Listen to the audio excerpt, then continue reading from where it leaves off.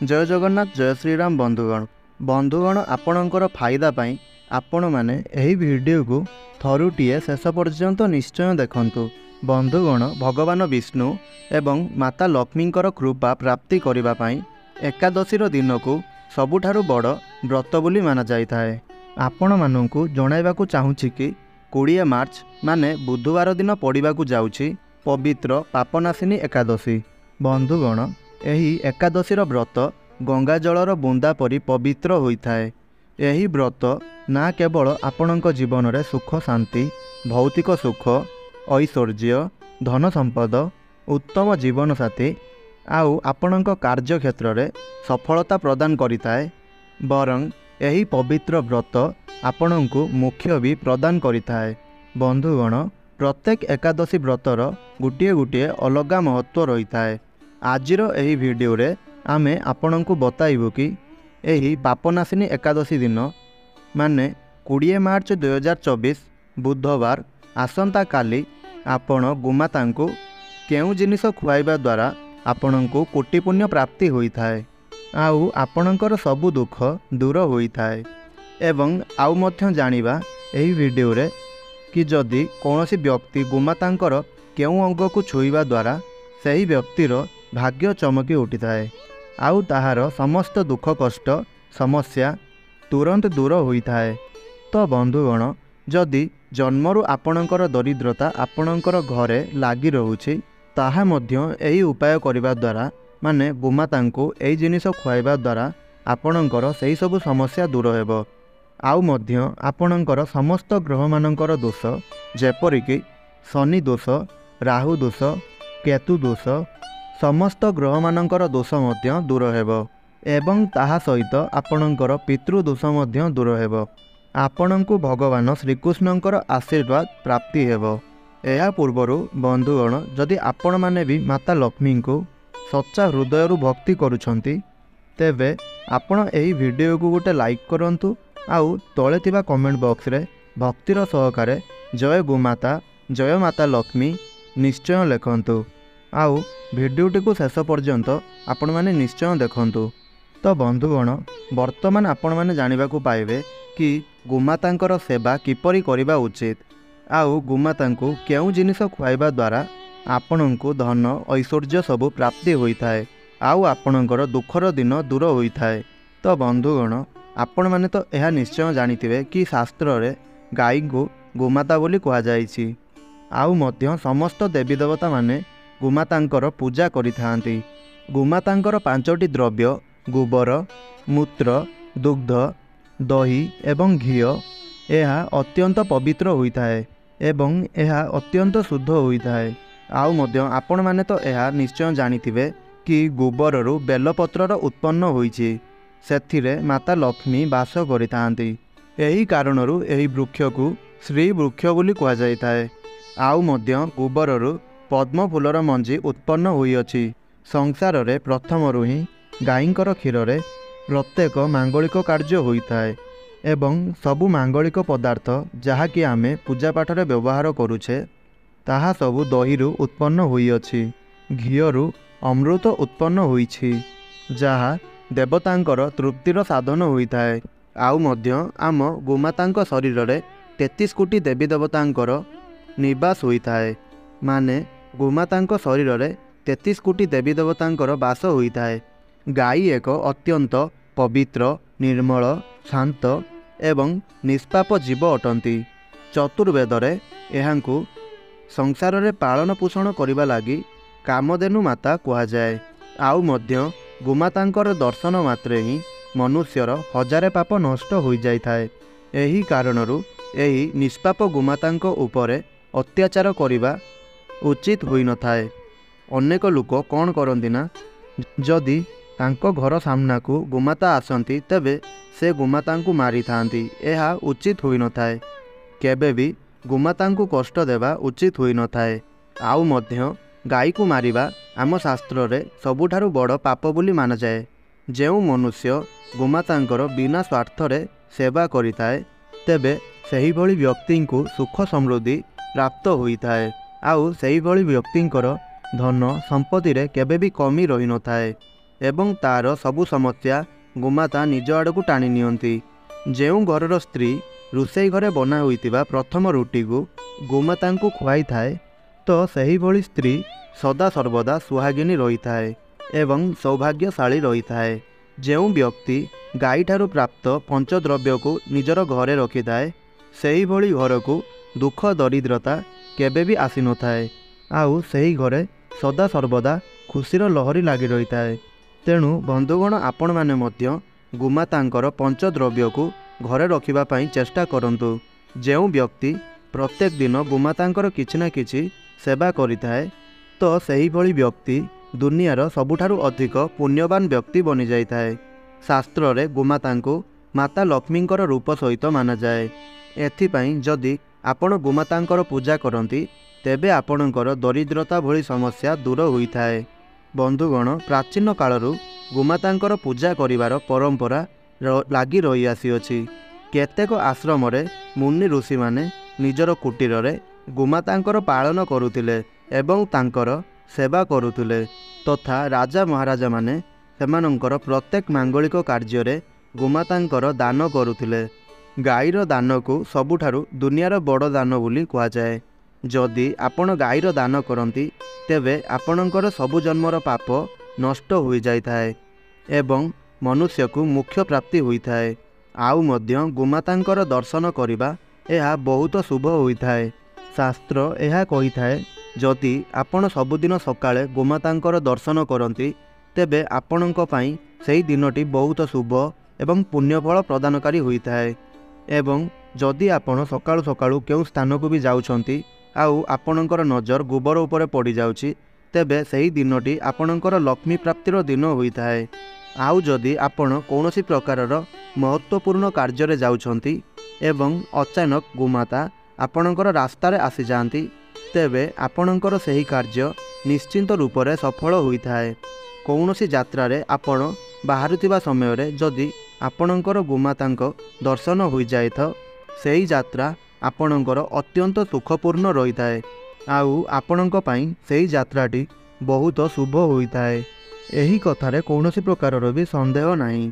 बंधुगण जदि आपणଙ୍କର कुंडली रे पितृदोष लागि थाए तेबे आपण अन्य सब उपाय सहित प्रत्येक दिन गोमातांको रोटी एवं घास खुआइबा द्वारा आपणଙ୍କର अनेक लाभ प्राप्ति होइथाए एवं आपणଙ୍କୁ पितृदोषरु मध्य मुक्ति मिलिथाए।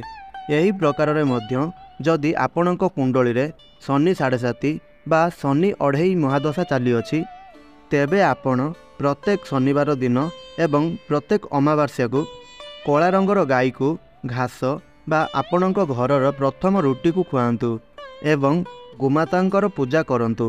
एहा द्वारा आपणଙ୍କୁ शनि दोषरु मुक्ति मिलिथाए एवं जेउ शनि दोष आपणଙ୍କ कुंडली रे रही थाए ताहा आपणଙ୍କର दूर हो जाइथाए।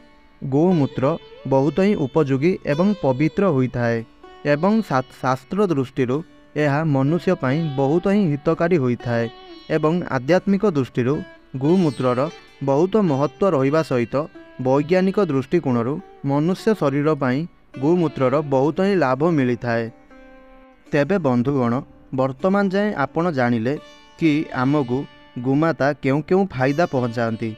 वर्तमान जानिबा एकादशी को नहीं किछि उपाय जहाँ आम जीवन में चलुवा समस्या को दूर करिपारिबो आउ एही उपाय गुड़िक गोमातांक सहित जड़ित।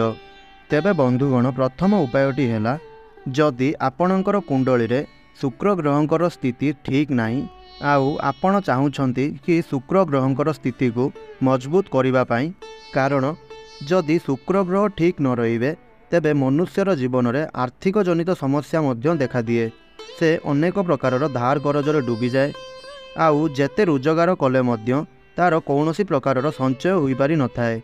तेबे आपणकर कुंडली रे शुक्र ग्रहंकर स्थिति को ठीक करिबा पई चाहुथिले ज्योतिष शास्त्र अनुसार जदि आपणक घरर प्रथम रोटी को धला गाई को खुआती तेबे एहा आपणक पई बहुत शुभ माना जाइथाए। एहा द्वारा आपणकर शुक्र ग्रह बहुत अधिक मजबूत बनी जाइथांती। आउ जदि आपणकर कुंडली रे बुध ग्रह कमजोर अछंती बा आपणकु कौनसी कारणरू बुध दोष लागिछि तेबे आपण प्रत्येक बुधवार दिन ଗୋମାତାଙ୍କୁ ସବୁଜ ଚାରା ଖୁଆଇବା ଆରମ୍ଭ କରିଦିଅନ୍ତୁ। ମାନେ ଯଦି ଆପଣଙ୍କର ବୁଧ ଦୋଷ ଲାଗିଥାଏ ତେବେ ଆପଣ ଆସନ୍ତାକାଲି ମାନେ ଏକାଦଶୀ ଦିନ ଗୋମାତାଙ୍କୁ ସବୁଜ ଚାରା ଖୁଆନ୍ତୁ। ଏହାଦ୍ୱାରା ଆପଣଙ୍କର ବୁଧ ଦୋଷ ଦୂର ହୋଇଥାଏ। ଆଉ ମଧ୍ୟ ଆପଣଙ୍କ କୁଣ୍ଡଳୀରେ ବୁଧ ଦୋଷ ସହିତ ଜଡ଼ିତ ଆପଣଙ୍କର ସମସ୍ତ ସମସ୍ୟାରୁ ଆପଣଙ୍କୁ ମୁକ୍ତି ମିଳିଥାଏ।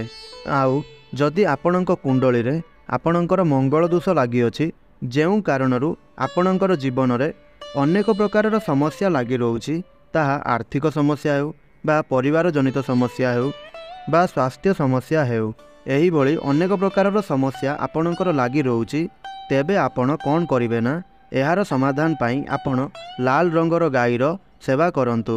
ଆପଣ ମଙ୍ଗଳବାର ଦିନ ଲାଲ ରଙ୍ଗର ଗାଈର ସେବା କରନ୍ତୁ ଏବଂ ଗାଈକୁ ଗୁଡ଼ ଏବଂ ଚଣା ଖୁଆଇ ଦିଅନ୍ତୁ। ଆଉ ବନ୍ଧୁଗଣ, ବୃହସ୍ପତି ଗ୍ରହଙ୍କୁ ମାଙ୍ଗଳିକ କାର୍ଯ୍ୟର କାରକ ବୋଲି ମାନାଯାଇଥାଏ। ଏମିତିରେ ଯଦି କୌଣସି ବ୍ୟକ୍ତିଙ୍କ ଗୃହରେ ବିବାହିକ ମାଙ୍ଗଳିକ କାର୍ଯ୍ୟରେ ମାନେ ବାହାଘର ଭଳି ମାଙ୍ଗଳିକ କାର୍ଯ୍ୟରେ ବାଧାବିଘ୍ନ ସବୁ ସୃଷ୍ଟି ହେଉଅଛି, ତେବେ ଆପଣ ଏହା ଜାଣିଯାଆନ୍ତୁ କି ସେହି ବ୍ୟକ୍ତିଙ୍କର କୁଣ୍ଡଳୀରେ ବୃହସ୍ପତି ଗ୍ରହ ବହୁତ କମଜୋର ଅଛନ୍ତି। ଯଦି ସେହି ବ୍ୟକ୍ତି ନିଜ ଘରର ବନାଯାଇଥିବା ପ୍ରଥମ ରୁଟି ଉପରେ ଗୁଡ଼ ଏବଂ ଚଣା ରଖି ଗୋମାତାଙ୍କୁ ଖୁଆଇଥାନ୍ତି, ଏହାଦ୍ୱାରା ସେହି ବ୍ୟକ୍ତିଙ୍କୁ ଶୁଭ ପରିଣାମ ପ୍ରାପ୍ତ ହୋଇଥାଏ। ଆଉ ତାଙ୍କ କୁଣ୍ଡଳୀରେ ବୃହସ୍ପତି ଗ୍ରହ ଠିକ୍ ସ୍ଥାନକୁ ଆସିଯାଇଥାଏ।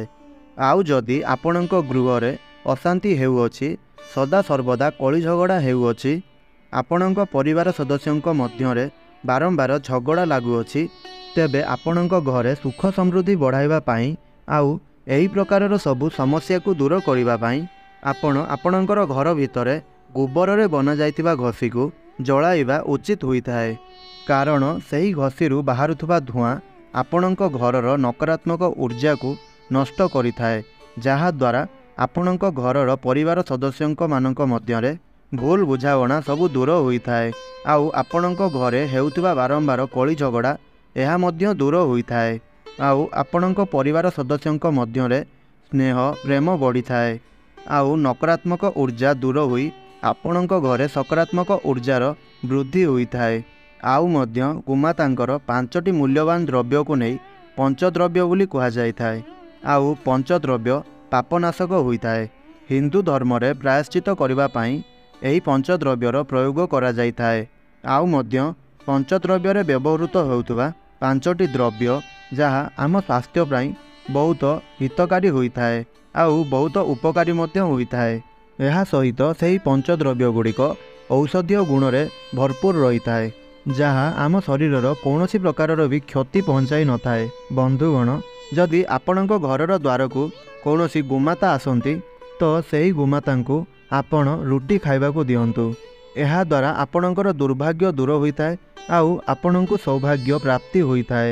ଆପଣଙ୍କ ଜୀବନରେ ଯାହା ବି କିଛି ଦୁଃଖ ସମସ୍ୟା ସବୁ ଚାଲୁଅଛି, ତାହା ମଧ୍ୟ ଆପଣଙ୍କର ଦୂର ହୋଇଥାଏ। ବିନା ଖାଦ୍ୟ ଦେଇକରି ଗୋମାତାଙ୍କୁ ଘୋଡ଼ାନ୍ତୁ ନାହିଁ, କାରଣ ଯେଉଁ ବ୍ୟକ୍ତିର ଦ୍ୱାର ମୁହଁରୁ ଗୋମାତା ଫେରି ଯାଇଥାନ୍ତି, ତ ସେହିଭଳି ବ୍ୟକ୍ତିଙ୍କର ଘରେ ମାତା ଲକ୍ଷ୍ମୀ ମଧ୍ୟ ବାସ କରିନଥାନ୍ତି। ପ୍ରତ୍ୟେକ ଘରର ସ୍ତ୍ରୀଙ୍କୁ ଗୋମାତାଙ୍କ ପାଇଁ ପ୍ରତ୍ୟେକ ଦିନ ଗୋଟିଏ ରୁଟି ବନାଇବା ଉଚିତ ହୋଇଥାଏ ଏବଂ ସ୍ନେହ ଓ ପ୍ରେମରେ ସେହି ରୁଟିକୁ ନେଇ ଆପଣ ଗୋମାତାଙ୍କୁ ଖୁଆଇଦେବା ଉଚିତ। ଏହାଦ୍ୱାରା ଆପଣଙ୍କୁ ଗୋମାତାଙ୍କର ଆଶୀର୍ବାଦ ଏବଂ 33 କୋଟି ଦେବୀ ଦେବତାଙ୍କର ଆଶୀର୍ବାଦ ଆପଣଙ୍କୁ ପ୍ରାପ୍ତି ହୋଇଥାଏ ଏବଂ ଆପଣଙ୍କ ମନର ଇଚ୍ଛା ମଧ୍ୟ ପୂର୍ଣ୍ଣ ହୋଇଥାଏ। କିନ୍ତୁ ଅନେକ ଲୋକମାନେ ଏହି ଭୁଲ କରିଥାନ୍ତି କି ଗୋମାତାଙ୍କୁ ବାସି ଭୋଜନ, ନିଜର ଅଇଁଠା, ଖରାପ ଖାଦ୍ୟ ଇତ୍ୟାଦି ସବୁ ଖୁଆଇ ଦେଇଥାନ୍ତି। ଏହିଭଳି କାର୍ଯ୍ୟକୁ ଶାସ୍ତ୍ରରେ ପାପ ବୋଲି ମାନାଯାଇଥାଏ। ଏହା କେବଳ ଗୋମାତା ନୁହେଁ, କୌଣସି ବି ପଶୁପକ୍ଷୀଙ୍କୁ ଖୁଆଇବା ଉଚିତ ହୋଇନଥାଏ। ଭୋକ ଲାଗିବାର କାରଣରୁ ଗୋମାତା ଏହାକୁ ଖାଇ ନେଇଥାନ୍ତି, ହେଲେ ଏହାର ପାପ ସେହି ବ୍ୟକ୍ତିଙ୍କୁ ଲାଗିଥାଏ ଯିଏ ଏହିଭଳି ଖାଦ୍ୟ ଗୋମାତାଙ୍କୁ ପ୍ରଦାନ କରିଥାଏ। ତେଣୁ ଯଦି ଆପଣ ଏହିଭଳି ଭୁଲ କରୁଛନ୍ତି, ତେବେ ଆପଣ ଏହା କରନ୍ତୁ ନାହିଁ। ଆଉ ମଧ୍ୟ ଗାଈ ଶାକାହାରୀ ପ୍ରାଣୀ ହୋଇଥାଏ, ତେଣୁ ଗୋମାତାଙ୍କର ଖାଦ୍ୟରେ ମାଂସ, ମାଛ, ଅଣ୍ଡା ଏହି ପ୍ରକାରର କୌଣସି ବି ଖାଦ୍ୟ ପକାଇବା ଉଚିତ ହୋଇନଥାଏ। ଏମିତି କରିବା ଦ୍ୱାରା ସେହି ବ୍ୟକ୍ତିଙ୍କୁ ମହାପାପ ଲାଗିଥାଏ। ତ ବନ୍ଧୁଗଣ, ଯଦି ଆପଣଙ୍କର କୁଣ୍ଡଳୀରେ ଚନ୍ଦ୍ରଦୋଷ ଲାଗିଅଛି, ଯେଉଁ କାରଣରୁ ଆପଣ ଲଗାତାର ସବୁ ସମସ୍ୟାର ସମ୍ମୁଖୀନ ହେଉଛନ୍ତି, तेबे एहार प्रतिकार पाई आपण रुटी उपरे धला लहुणी घीओ एवं लुण लगाई करी आपण सेही रुटी को नहीं गोमाता को खुआई दियंतु। आउ जदि आपणक कुंडली रे शनि दोष लगी अछि तो आपण अटारे किछि कला राशि मिसाई करी सेही अटारे आपण रुटी प्रस्तुत करंतु। आउ ताहा परे रुटी बनी जिबा परे सेही रुटी को नहीं आपण गोमाता को खुआई दियंतु। एही भली करिबा द्वारा सेही व्यक्तिर कुंडली शनि दोष दूर होइथाए। आउ सेही व्यक्ति को शनि दोषरु मुक्ति मिली थाए। आउ मध्य मंगल दोष को दूर करिबा पई आपण रुटी उपरे हलदी लगाई करी गोमाता को खुआई देबा उचित। जदि आपणक घरे धन समस्या रही अछि तेबे गुरुवार दिन गोमाता को कदली खुआइबा उचित होइथाए।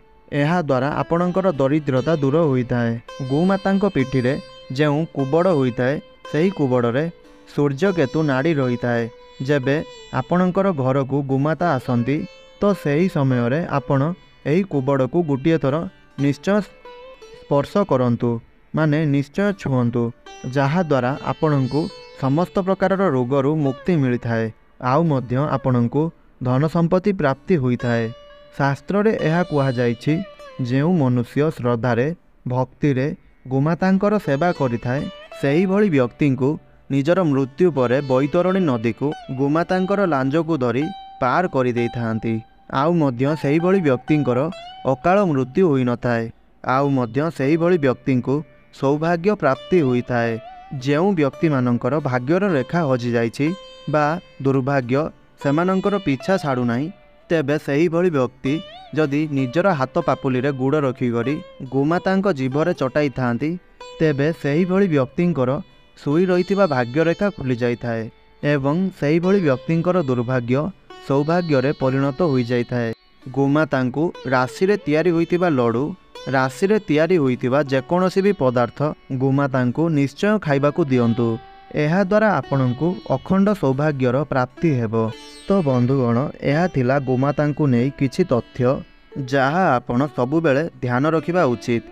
आउ थिला किछि उपाय जहाकू आपण एही एकादशी किंबा जेकोनोसी भी पवित्र दिन एहाकू आपण पालन करि परिबे। एहा द्वारा आपणकर सुई रहिथिबा भाग्य बा आपणकर दुर्भाग्य आपणकर पीछा छाड़ी थाए।